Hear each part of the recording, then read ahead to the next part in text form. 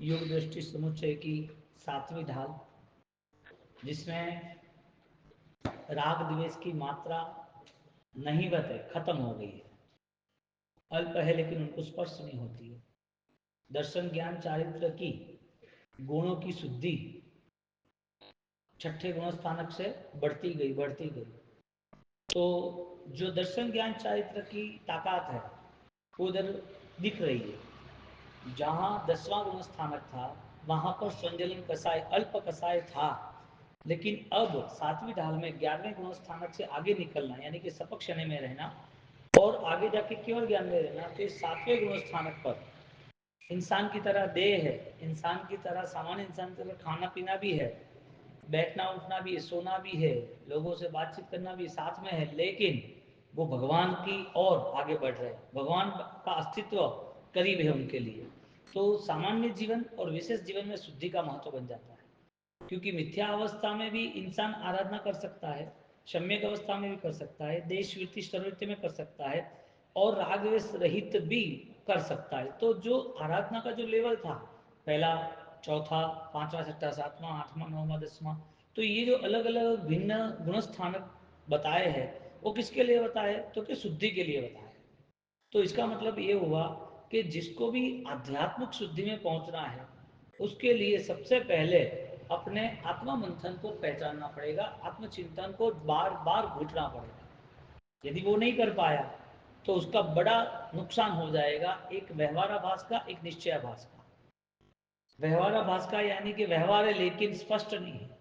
निश्चयाभास यानी कि अध्यात्म, आप अध्यात्म यानी क्रिया नहीं समझना, अध्यात्म यानी सिर्फ विचार नहीं समझना, अध्यात्म यानी कि स्पष्ट निर्णय। अपने आंतरिक मनोबल को तैयार करके एक निर्णायक शक्ति मिलती है, जो निर्णायक शक्ति उसे हर बार तत्व चिंतन में ले जाती है। हर बार वो अध्यात्म की तुलना, संसार की तुलना उसे पता चलता है। योग्य निर्णय के साथ उसका जीवन मोक्ष की ओर आगे बढ़ता है। उसका नाम निर्णय यानी कि सम्यक दर्शन आधारित सर्ववृत्ति की आराधना। तो दो चीज समझनी है, व्यवहाराभास और निश्चयाभास। अब व्यवहाराभास जो हो गया तो जो चीज जैसी है वो ऐसी नहीं दिखेगी। निश्चयाभास हो गया, जो जैसा अध्यात्म है वो ऐसा अध्यात्म उसे अनुभव नहीं होगा।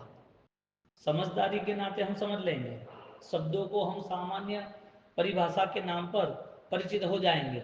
वास्तविकता ये है कि ये दोनों चीज परिभ्रमण में ले जाती है। व्यवहाराभास, आप सोने को पीतल बोल दो, पीतल को सोना बोल दो, वास्तविकता पता नहीं है। व्यवहार से आप सही हो, क्यों? क्योंकि आपके साथ बहुत सारे ऐसे लोग जुड़े जो ये मानने के लिए तैयार है। आप 4 लोग गए और अब 4 लोग ने खरीदी की, उस खरीदी के अंतर्गत पीतल ले लिया और बोला कि हाँ अच्छा है, सही है, ले लो, उठा लो, पैसा दे, चारों ने आपके साथ सम्मति दी, इसके लिए आपको अच्छा लगा, आपका व्यवहार था, लेकिन वो व्यवहार सही नहीं था। आपको अच्छा लग रहा है, स्पष्ट लग रहा है, लेकिन आभास, वास्तविकता नहीं है। आप पीतल ले रहे हो, आपकी मान्यता में सोना है, और आपका जब सोना आप घर पे लेके आते हो और वो घर पे लेके आने के बाद यदि आपको 5 साल तक कोई नहीं बताए तो ही सोना मान लेंगे, और जैसे 5 साल के बाद पता चला, ऐसा आपने तय कर दिया कि ये सोना नहीं, ये तो पीतल ही है। व्यवहाराभास था, वो व्यवहार स्पष्ट बन गया। इसके लिए क्रिया जो है वो संसार का कारण है, वही क्रिया अध्यात्म का कारण बने तो मोक्ष बन जाता है। क्रिया के कारण मन के परिणाम कहाँ जाते हैं? तुरंत ही उसके मन के परिणाम उसको पुण्य के उदय में, सांसारिक अनुकूलता में, सामग्रियों में, उन्हें जो इच्छा है वो इच्छा पर उसका धर्म टिका हुआ है। इसके लिए जब आपको जैन कुल, जैन समुदाय, जैन क्रिया, जैन व्यवहार, जैन तीर्थ, ये सब मिलता है तो धर्म है। जैसे आपने आउट ऑफ घूमने फिरने गए, दूसरे को संसारी व्यवहार में ज़्यादा जुड़ गए, अदरवाइज कोई दूसरी कास्ट से जुड़ गए, उस दिन आपकी सारी क्रिया खत्म। इसके लिए क्रिया जो थी ना वो पुण्य थी, और जो क्रिया को धर्म माना वो व्यवहाराभास था। इसके लिए आपकी जो मान्यता थी, यानी कि सामान्य जीवों की जो मान्यता थी, वो व्यवहार करने के बाद भी वो व्यवहार फलदायक नहीं बनता है, उपकारी नहीं बनता है, व्यवहाराभास बन जाता है। यहाँ 7वीं दृष्टि में 4 चीज हम देखेंगे। उसकी ये भूमिका है कि कितनी शुद्धि उसे दर्शन ज्ञान चारित्र की वास्तविकता की मिल सकती है। तो एक तरफ जो चीज है नहीं उसे मानना वो मिथ्यात्व है, जो चीज जैसी है उसे ऐसे न मानना वो मिथ्यात्व है। इसके लिए धर्म की रूपरेखा, धर्म का पूरा बेस सिर्फ और सिर्फ धारणा शक्ति पर डिपेंड्स है। तुम क्या करते हो वो तुम्हारी धारणा शक्ति तय करेगी।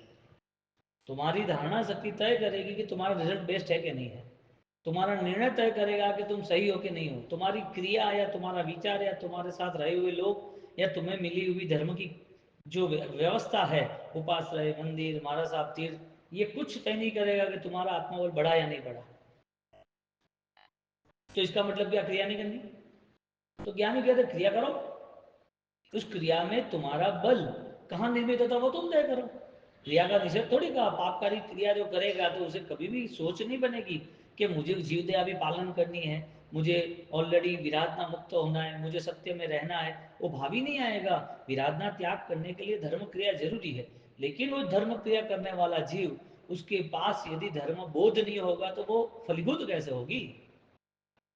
धर्म बोध ये है कि जो जैसा है वैसा मानो। बोलो, क्रिया हमको ज्यादातर उपकारी साबित होती है कि कसाई त्याग का ज्ञान उपकारी साबित होता है। एक बात, इसका मतलब ये हुआ कि बिना ज्ञान की जितनी भी क्रिया हो रही है, उस क्रिया के बाद भी उसको आत्म अनुभव नहीं होगा। उसको अध्यात्म को छूना है, अध्यात्म के शिखर तक पहुंचना है, वो भावना नहीं आएगी उसकी। क्यों? क्योंकि वजह एक ही है, उसका टारगेट इतना था कि मुझे अध्यात्म की, मुझे धर्म क्रिया करनी। क्यों? धर्म क्रिया जैन दर्शन में कही है, जैन लोगों ने बताई है, जैन भगवंतों ने बताई, इतनी क्रिया तक मेरा सीमित है। लेकिन जो रेगुलर 24 घंटे तक जो कर्म का आना जाना रहता है, तो उससे तो संसार निर्मित होता है। तो उसने क्रिया की, धर्म प्रवृत्ति से पुण्य बंध हुआ, पुण्य बंध से संसार मिला।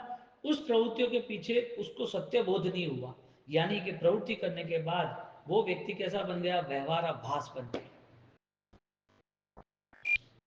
तो इस व्यवहाराभास से उसे ऐसा लगेगा कि तू आराधना कर, तू अच्छा रहेगा तो अच्छा होगा, तेरे जीवन में दुख नहीं होना चाहिए, तेरे जीवन में दोष नहीं होना चाहिए, तू पाप क्यों करता है? ये बाह्य दृष्टि से तुम्हारे अध्यात्म को क्या फर्क?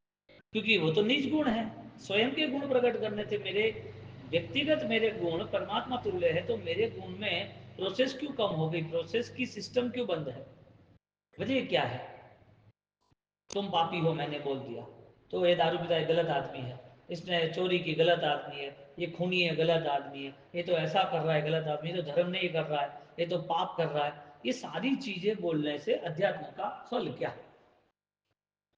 यानी कि तुम्हारा ज्ञान तुम्हारे लिए उपकारी नहीं, सीधी बात ये है।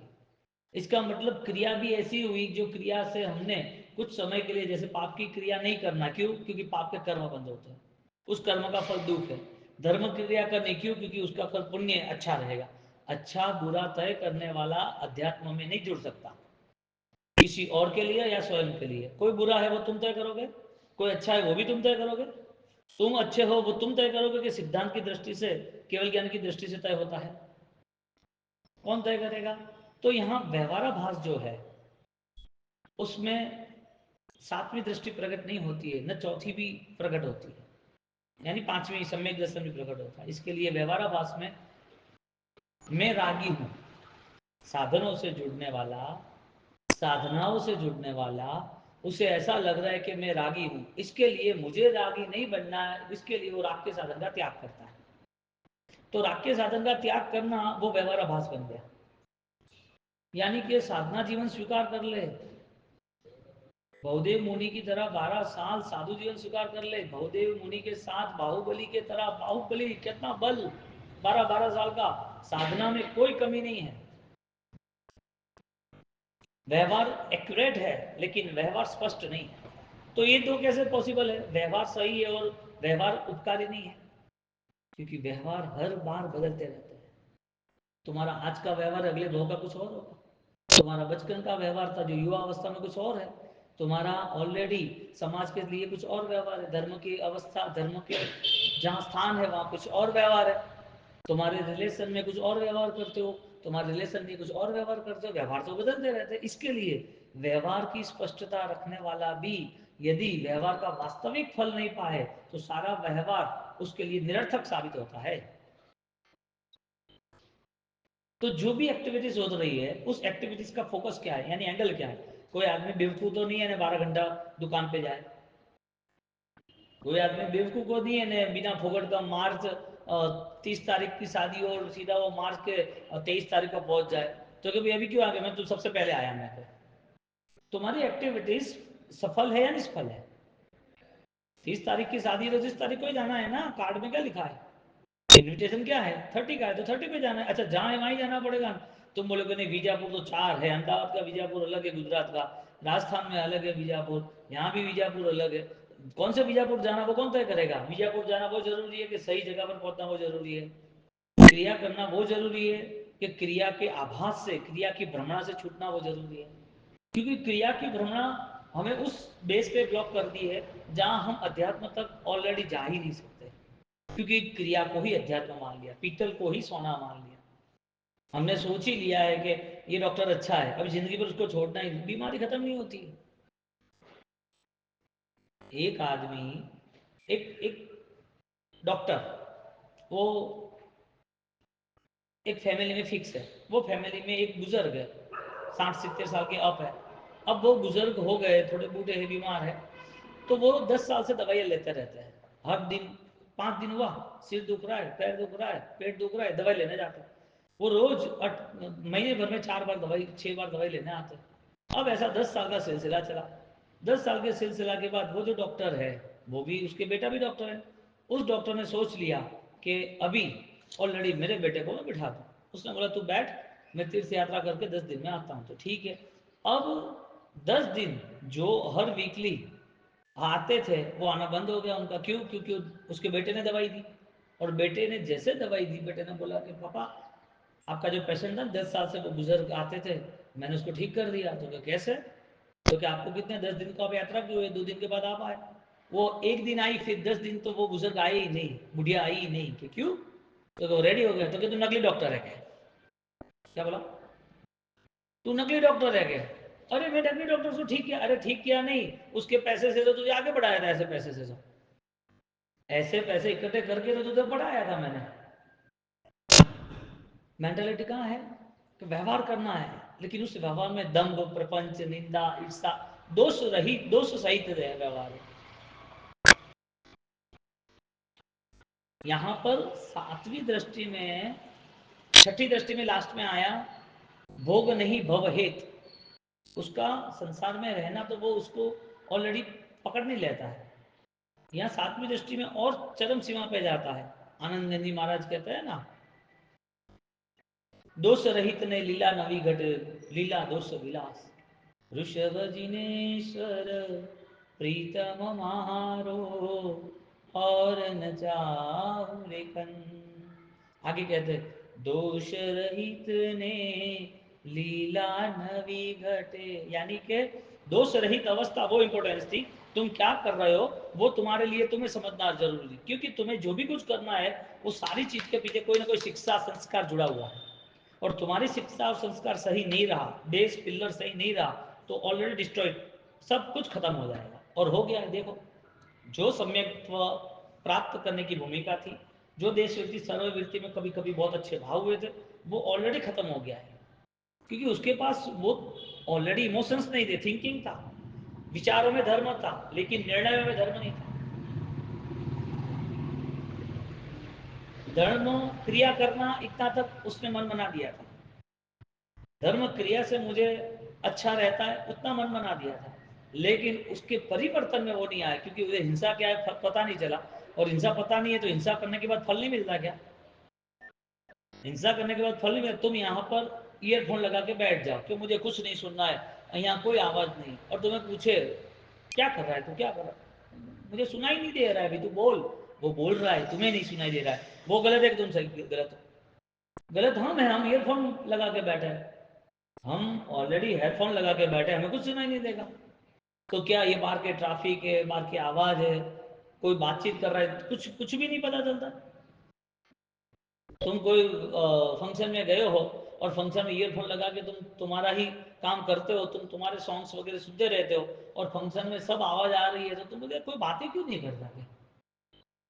यहाँ पर फंक्शन है तो सेरेमनी रिंग्स है तो कोई गीत क्यों नहीं गाते? ऐसा क्यों होता है? तो ये निकाले तो पता चले कितना यहाँ शोर बकोर है। तो तुमने ईयरफोन लगाए तो तुम्हें बाहर की चिंता, यानी बाहर की चीजें ध्यान नहीं आती, इसी तरह जहां कर्म बंध है लेकिन उसे दिखता नहीं है, क्यों? क्योंकि ज्ञान सहित कोई अनुष्ठान हुआ नहीं था, और ज्ञान का अनुष्ठान होता तो वो अवेयरनेस के साथ होता। इसका मतलब ज्ञान कंटिन्यूटी तुम्हारे साथ है, यानी कि अनंत ज्ञान आत्मा में, वो रहता ही अनंत, वो अनंत बल वाला है, लेकिन उसका यूज नहीं हुआ। जब भी हमने ज्ञान का उपयोग किया, भ्रामक ज्ञान का उपयोग हुआ, मिथ्या ज्ञान का उपयोग हुआ, तो क्रिया के बेस पर व्यवहाराभास होता है। कौन सा व्यवहाराभास? जैसे संसार की स्थिति का व्यवहाराभास, इसी तरह क्रिया के बेस पे व्यवहाराभास होता है, ऐसे विचार के बेस पे व्यवहाराभास होता है। क्रिया के बेस पे व्यवहाराभास क्या? ये क्रिया मेरे लिए उपकारी है, ये क्रिया तो धर्म कहते हैं, ये क्रिया करेंगे तो हमारे जीवन में पाप कम होंगे। ये पूरा बेस गलत चुन लिया हमने। बचपन में सही थी, नहीं समझ रहा था, तब समझ रहा है। तब जो बचपन में 5 साल में कर रहा था वो 25 साल में करना, जो सीखा था इतना ही करना। इसके लिए क्रिया बेस पर ज्ञानियों ने ज्ञान का उपचार बताया। ज्ञान है ना, क्रियाभ्याम मोक्ष, फर्स्ट ज्ञान का। तो कंडीशन क्या बनी कि जिन जिन लोगों ने व्यवहाराभास पकड़ा है, वो व्यवहार में बैठा रहेगा, उसको उठने की, बाहर निकलने की कोशिश नहीं करेगा। अब बाहर निकलना है तो उसे पहला करना, सोचना पड़ेगा, मैं रागी नहीं हुए व्यवहाराभास है, मैं राग के साधन से नहीं जुटना चाहता, व्यवहाराभास है। और अब निश्चयाभास आएगा। व्यवहाराभास क्या है कि राग के साधन मेरे नहीं है, मैं मेरे में मुझे राग नहीं करना है, ये व्यवहाराभास है। और निश्चयाभास, मैं रागी नहीं हूं। तुम रागी नहीं हो कि तुम वितरागी हो। तुम रागी हो, इसका मतलब तुम्हारा आत्मा का स्वरूप आस्तिक का नहीं है, आत्मा का स्वरूप सम सम्यक निर्वेद का नहीं है, आत्मा का स्वरूप केवल ज्ञान का नहीं है, आत्मा का स्वरूप दर्शन ज्ञान चारित्र का नहीं है। तुम कौन हो? रागी नहीं हो। कौन हो? मैं रागी नहीं हो, ये मॉडिफाइड किसने किया? मुझे राग नहीं करना है, राग के साधनों से नहीं रहना है, तय किसने किया? तेरा स्वरूप ही नहीं है, तुम इस टाइप का होगा। इसका मतलब ये हुआ कि जैसे निर्णय बना कि मैं आत्मा वैतरागी हूं, मेरा आत्मा केवल ज्ञानी है, अपने आप उसका केवल ज्ञान डिसीजन लेगा, ये व्यर्थ है। उसका दर्शन ज्ञान चारित्र डिसीजन लेगा कि इस क्रिया के बाद भी मेरा अनंत ज्ञान, मेरा अनंत दर्शन तो प्रकट नहीं हुआ, इस क्रिया के बाद भी मुझे कोई वैराग्यता, मेरे जीवन में निष्क्रियता तो नहीं आती है। डायरेक्ट गुणों के साथ कनेक्ट किया। अब कैसी परिस्थिति बनने गई है? धर्म करने के बाद, ज्ञान पाने के बाद, सिर्फ क्रिया के ऊपर नहीं बेस बनता है, ज्ञान के ऊपर भी इतना ही बेस बना है। अभी ये ज्ञान का क्या करोगे? मैं रागी नहीं हूं। तो रागी नहीं है तो है कौन? तुम बोल रहे हो कि मैं गरीब नहीं हूं। अरे पर तेरे पास 100 करोड़ है ना, तो तू ऐसा क्यों बोल रहा है गरीब नहीं हूं? तू कौन है? गरीब नहीं हो कि तू श्रीमंत है? आप बोलोगे दोनों एक ही है। दोनों एक कैसे हो सकते हैं? भाषा की अलग है। तुम सोचो कि एप्पल, तो केला याद आता है कि एप्पल याद आता है? तुम सोचो कि रोटी, तो रोटी याद आती है कि पूरी याद आती है? तुम्हारी स्मरण शक्ति जिस चीज को सोचती है, वो चीज का स्वरूप सामने आता है ना। तुमने जो बोला है, तुमने 100 रुपया बोला, तो दो 500 रुपये की नोट थोड़ी सामने आती है, 100 की आती है ना। तुमने रिलेशन में, तुमने अपने बेटे को, या 10 लोग हैं, 10 लोगों के नरपत नाम है, तुम नरपत बोलना यानी किसको बुला रहे हो? बेटे को बुला रहे हो ना। 10 लोग बोले, किसको बुलाया? क्या? अरे तुमने बेटा। स्मरण शक्ति जो है, धारणा शक्ति है, वो निर्णय करके बैठी है। आपने निर्णय किया ना कि तुम गरीब नहीं हो, तुमने निर्णय किया कि मैं संसारी हूं, तुमने निर्णय किया कि मैं पापी हूं, तुमने निर्णय किया मैं कर्म वाला हूं, तुमने निर्णय किया कि मैं रागी हूं। तुम रागी हो, राग के साधन तुम्हारे हैं, तुम्हें राग नहीं करना है, तुम्हें राग में नहीं रहना है, तो नहीं रहना है तो क्यों बैठे हो? यानी झूठ। मुझे धर्म करना है, मैं धर्म में रहूंगा, धर्म करना है, धर्म में रहना है, तो वो श्रेष्ठ धर्म की अनुभूति मोक्ष है। लेकिन आप तो पॉसिबल नहीं है। आईडी क्या है? उस व्यवहार को लेके सातवीं ढाल, उसमें हम आगे बढ़ेंगे।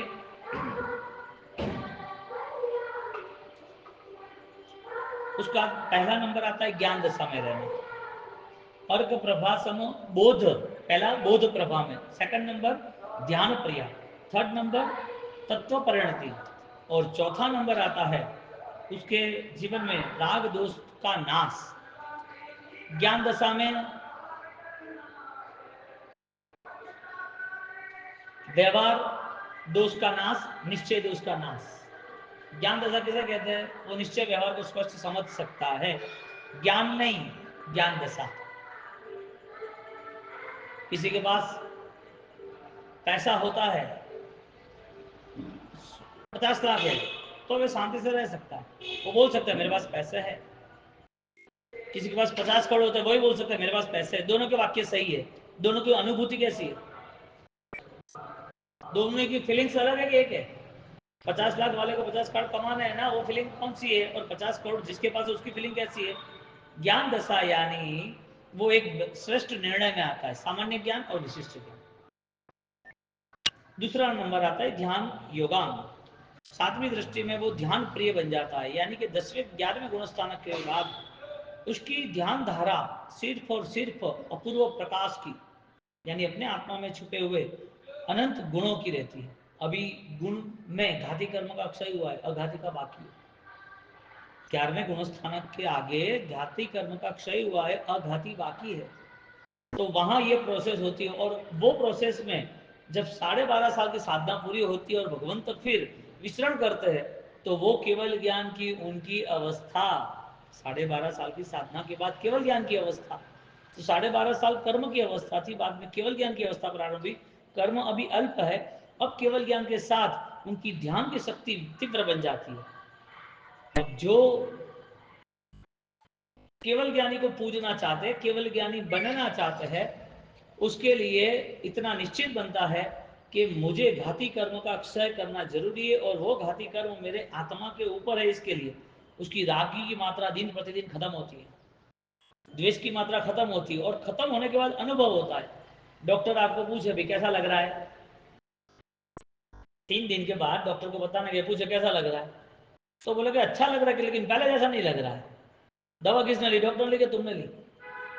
डॉक्टर खाली ऑलरेडी भी चेक करेंगे, पल्स चेक करेंगे, आपको हाथ पकड़ के वो आपके पल्स चेक करेंगे, लेकिन उनको ज्यादा पता चलेगा, तुमको ज्यादा पता चलेगा हेल्थ का। तुम्हें दवाई तुमने ली है ना। यहाँ पर गुण और दोष वो समाप्त, यानी कि गुण तो नहीं होते, दोष समाप्त होते हैं, और जो गुण है उसका स्पष्ट बोध होता है, वो ज्ञान दशा में वो रहता है। तो अनुभव दशा आई यहाँ पर, तो वो व्यवहार आभास और निश्चय आभास, वो दोनों से बाहर निकलना जरूरी है। तो ध्यान योग में वो निश्चय दृष्टि स्पष्ट बन जाती है, उसका आत्मबल विकसित हुआ है, वो उसे अनुभव होता है, घाती कर्म का क्षय निश्चित दिखता है। अब जहाँ घाती कर्म का क्षय आता है, क्षय करने की बुद्धि आती है, तो ही केवल ज्ञानी की पूजा सार्थक होती है। बाकी मंदिर में बैठे भगवान, उसे भगवान हम मान ही नहीं रहे, क्योंकि वो केवल ज्ञानी की परिभाषा से हम दूर है। घाती कर्म का क्षय कैसा होना चाहिए वो हमें पता ही नहीं है। वो पता होता कि घाती कर्म का क्षय करने के लिए 12.5 साल की साधना हुई है, तीर्थंकर और केवल ज्ञान की भूमिका के लिए अनंत काल व्यतीत हो गया है, और यहाँ तक पहुंचने के लिए पहले सम्यक दर्शन की भूमिका है। ऐसे मेरे वितरागी प्रभु है, अब इनकी तुम पूजा करो, अब उनका ध्यान करो। ध्यान किसका आएगा? उनका आएगा कि उनकी अवस्था का आएगा, यानी कि मूर्ति का आएगा कि पवित्रता का आएगा? परमात्मा की प्रतिमा का ध्यान बनेगा या परमात्मा केवल ज्ञानी उनका ध्यान बनेगा? जिनेश्वर राग द्वेष रहित अवस्था है, ऐसे निश्चित शुद्ध स्वरूप ही मेरे परमात्मा है। जिनों के जीवन में तीनों काल के दर्शन ज्ञान चारित्र अनेक जीवों के, अनंत जीवों के दिख रहे हैं, त्रिकालदर्शी है। अब जिसको सिर्फ परमात्मा की प्रतिमा का स्पर्श करना है, और बैठे बैठे चावल और फल फ्रूट चढ़ा देना, और खाली गीते गाने हैं और खाली सिर झुकाना है, क्या इसमें भगवान मिलन होगा? इसमें क्या लग रहा है ईश्वर की प्राप्ति का क्रम? पॉसिबल ही नहीं। तो ये तो रेगुलर चलता रहा। क्रिया मिथ्यात्व की क्रिया में तो जितना जोर लगाना था लगाओ, कोई प्रॉब्लम नहीं है। मिथ्यात्व आधारित क्रिया करने में ऑलरेडी इतने मान सम्मान मिलते, इतने खुश हो जाता है, क्रिया में वो पीछे हटता ही नहीं है। और मास्टर सम करने के बाद भी उसको बोलेगा यार तू तो गजब का ज्ञानी है, तेरे पास तो बहुत शारीरिक बल है, तूने मास्टर श्रम सिद्धि तक करके बहुत कल्याण कर दिया, धन्यवाद है तेरा। कई कई ऐसे महान आत्माएं होते हैं कि वो पालना होने के बाद भी, उस पालने के बाद सबका पालना करा के वो पालना करता है, उसे इतना जोश आता है कि मैं सबका पालना कराऊंगा। उसे वो जोश नहीं आता है कि मुझे मेरे अध्यात्म को और बलवान बनाना है, क्योंकि अध्यात्म बलवान बनाने की प्रैक्टिस न होने के कारण जैसा उसका भोजन त्याग का समय पूरा हुआ, ऐसे भोजन का अत्याचार प्रारंभ हुआ। अनाहारी पद की उपासना नहीं थी, आहार त्याग की उपासना थी। ये व्यवहाराभास और निश्चयाभास का ही बोध है। जिन जन लोगों ने छः आठ दिन अट्ठाई किए, भूखे रहे, हाँ वो भूखे रहे कह सकते, तपस्या नहीं कह सकते, उनके जीवन में ऑलरेडी आत्मबल क्यों नहीं विकसता। हम छोड़ दो, चलो कि उसने 8 दिन भूखा रहा, तो वो 24 घंटे भूखा रहने वाला चौबियार क्यों नहीं कर रहे, हम क्रिया की बात छोड़ दो। वो उसे ऐसा क्यों नहीं पता चलता है कि मेरी आत्मा शुद्धि के लिए मुझे मेरे परिवर्तन से जुड़ना है, मेरा मूलभूत बदलाव मुझे क्यों नहीं लाना, वजह क्या। ये सारा खेल कर्मों का है ना। कल मुझे बुखार हुआ, अपाइज हुआ, फ्रैक्चर हुआ, पैर कट गया, कोई बड़ी प्रॉब्लम हुई, तो भी मेरे लिए मन के खेल यानी कि मन का विचार मेरे लिए विचार ही समाधान है, समझदारी ही समाधान है। और ये तो शरीर का समाधान हुआ, और अंदर कसा है उसका समाधान। बिना सम्यक ज्ञान के, बिना सम्यक दर्शन के कैसे प्रारंभ होगा भाई। इसके लिए हर एक अनुष्ठान को फुल अटेंशन के साथ कैप्चर करना चाहिए। करना चाहिए जरूरी नहीं है, व्हाट नेक्स्ट, ये क्यों, वजह क्या, वो डिसाइड कौन करेगा, हमारा अध्यात्म निर्णय शक्ति। यानी ध्यान योग में ये स्थिति आती है कि उसका अटेंशन क्लियर होता है, वो फिर व्यर्थ नहीं होता है। अब छोटी छोटी बातों में भगवान की भक्ति करते, पवित्रता का हम अंतर मन से स्पर्श करते, अब किसने घंट बजाया नहीं बजाया, कौन आगे आया पीछे आया, ये सब डिस्टर्बेंस किसको हुआ, वजह क्या। हम अपनी अकेली अपनी व्यक्तिगत आराधना कर रहे, तो उसमें डूब जाए ना, क्या फर्क पड़ता है। यानी कि आराधना करते वक्त ज्ञान नहीं था, ध्यान नहीं था, और वो आराधना कमजोर साबित हुई। इसके लिए आराधना नहीं हो रही है, छूट गई है, तो भी उसे कोई इमोशंस लेवल पर कोई डिस्टर्बेंस नहीं है, उसे दुख नहीं हो रहा है कि मैंने क्यों छोड़ दिया, क्यों नहीं करता, ऐसा कोई फील नहीं हो रहा है। तो ध्यान योग में वो अटेंशन करता है, ध्यान योग में, कि ये तो मेरे लिए प्रिय है, मैं क्यों नहीं करूं। तो वो ध्यान प्रिय ऐसा शब्द लिखा है, ज्ञान प्रिय ये दृष्टि है, ध्यान को चाहता है। ज्ञान यानी ज्ञान दशा, यानी कि समझदारी के साथ अपनाता है, और वो अपनाए हुआ नहीं छूट सकता। फिर तत्व प्रतिपत्ति, तत्व के प्रति जागृति होती है। नौ तत्व संसार में उसे पता है, और पूरे संसार को नौ तत्व की तरह ही देख रहा है। पूरे संसार वो देखने की जो दृष्टि है, इसका मतलब ये है कि दुख के समय समाधि होगी, सुख के समय वैराग्य होगा। तो परमात्मा का शासन जो है, यानी क्रिया है, या परमात्मा की मूर्ति है, प्रतिमा है, या परमात्मा का पचकान है। ध्यान योग वाला परमात्मा को ध्यान में देखेगा, तप योग वाला परमात्मा को तप में देखेगा, भक्ति योग वाला परमात्मा को भक्ति में देखेगा। यानी परमात्मा के गुणों, ज्ञान योग, तप योग, ध्यान योग, वो देखने का नजरिया यहाँ से स्टार्ट हुआ। वो तो है ही, तुम सूरज नहीं देख सकते, सूरज की रोशनी नहीं है क्या तुम्हारी कैपेसिटी चेक करने की, बाकी उसकी रोशनी तो पूरे विश्व में। इसी तरह तत्व पर प्रतिपत्ति, तत्व के प्रति जागरूक रहता है, और हर अनुष्ठान में उसे परमात्मा की आज्ञा याद आती है। अनुष्ठान निश्चित करता है, कभी छूट भी गया है तो मैनेज कर देता है, क्यों नहीं, रिकवरी तो करनी है। 2 दिन ट्रेन में गए और सामयिक हुआ, लेकिन भाव से नहीं हुआ, प्रतिगम हुआ, लेकिन बहुत डिस्टर्बेंस था, मैं मन में रहा, भाव में रहा, लेकिन अब मुझे रिकवर करना है। तो तीसरा दिन और स्ट्रांग आराधना कर रहा है, उसे फील होता है कि रिकवर होना चाहिए। और चौथा, राग दोष नो नाश, वो जीवन में राग दृष्टि का जितना हो सके इतना समाप्तिकरण का पुरुषार्थ करता है। राग के साधन का नहीं, राग दृष्टि का। राग के साधन तो तुम नहीं चाहो तो भी मिलने वाले, साधु भगवंत है, राग का साधन तुम गौलिया बना दो, मान सम्मान दे दो, ढोल नगारे बजा दो, बड़े बड़े सामैया कर दो, बड़े फंक्शन कर दो, बड़े मान सम्मान दे दो कि बाबूजी तुमने ये किया, तुमने ये किया, तुमने धन्यवाद है, कितने भी गुणानुवाद कर दो। तो राग के साधन तो है, लेकिन राग दृष्टि साधन में है या मेरे में है। राग दृष्टि साधक की दृष्टि बनती है, राग का साधन दृष्टि बनती है। जो राग का साधन है वो डिस्टर्ब करता है, कि अंदर रहा हुआ जो अज्ञान है वो डिस्टर्ब करता है। डिस्टर्ब कौन करता है, साधन। क्यों, साधन डिस्टर्ब नहीं करता। डॉक्टर बुरा लगता है कि डॉक्टर की दवाई बुरी लगती है, डॉक्टर का इंजेक्शन बुरा लगता है, इंजेक्शन मार रहा है डॉक्टर, मत लगा, नहीं नहीं अब बीमारी बढ़ जाएगी, इंजेक्शन तो लगाना पड़ेगा। तो डॉक्टर दुख देने के बाद बुरा नहीं लगता है, उसके लिए अच्छी दृष्टि है, कहने का मतलब कि मुझे ठीक कर देगा। हाँ, इसके लिए बिना भाव का भी इंजेक्शन लेता है। कोई बोलता है कि क्रिया क्यों करो, क्रिया में भाव नहीं आते। अरे तो इंजेक्शन लेने का मन थोड़ी है लोगों का, तो क्यों लेता है बिना भाव से भी? अरे ठीक हो जाएगा। तो भाव से भी करना, बिना भाव से करना, इससे भाव से क्यों नहीं करना, नहीं करना, इसे सोच समझ से जोड़ना क्यों? तो चौथा यहाँ राग दोष नाश, राग द्वेष जो है उसकी कंडीशन को डैमेज करता है। तो राग और द्वेष के साधन इंपॉर्टेंस है कि अंदर छिपी हुई राग द्वेष की अवस्था इंपॉर्टेंस है। शत्रु तुम्हारे लिए ज्यादा तुम्हें डिस्टर्ब कर रहा है कि तुम्हारी शत्रुता तुम्हें डिस्टर्ब कर रही है? भोजन की सामग्री तुम्हें छोड़ी, इसके लिए तुम्हें आनंद है कि तुम्हारे अंदर अनहारी पद की मस्ती है, इसके लिए तुम्हें आनंद है? फर्क क्या रहा? पचखान लेना वो धर्म था या पचखान में रहना वो धर्म था? पचखान लेने के लिए तुम्हारे पास 8 दिन है 28 के, या डेढ़ महीना पर्यूषण का है पचखान लेने के लिए, और पचखान में रहने के लिए पूरा जीवन है। और जब तक तुम्हें पचखान का भाव रहेगा तब तक वृत्ति धर्म का आगे वृद्धि होगी, वृत्ति धर्म का विकास होगा, और वो विकास मोक्ष में ले जाएगा। बोलो, पचखान कितने समय तक और पचखान में रहने का भाव कितने समय तक? ऐसी आराधना में हम आगे बढ़े।